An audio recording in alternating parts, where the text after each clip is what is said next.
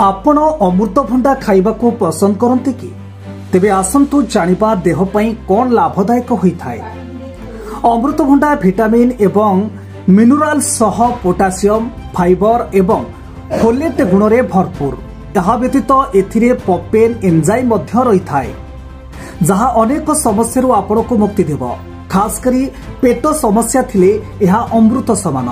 जो लोकंकर कोष्ठकाठिन्य समस्या रही सेमाने सकाळू खाली पेटरे एक कप पाचिला अमृतभंडार जूस पीवा आवश्यक।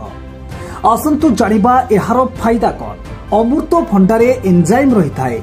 पेपेन एंजाइम भोजन को हजम करिबारे सहायता करिथाए।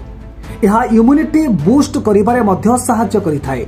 प्रतिदिन सकाळू खाली पेटरे अमृतभंडा खाइबा हजम को वृद्धि करिथाए।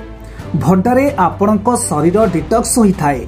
खास करी जो लोक मानकु मलत्याग करिबारे कठिनता परिलक्षित होउची सेमाने अमृतभंडा खाइबा द्वारा एही समस्या खूब शीघ्र दूर होइथाए। यहा व्यतीत आपणकर गैस्ट्रिक हजम न हेबा समस्या रहिथिले याको आवश्यक सेवन करंतु। एहार सेवन रे आपणक पाचन क्रिया मजबूत हेबो। एथिसह जदि आपणक कोलेस्ट्रॉल बढ़ी जाइछि तेबे आपण पाचिला अमृतभंडा को खाली पेटरे खांतु। यह खराब कोलेस्ट्रॉल को कम करिथाए।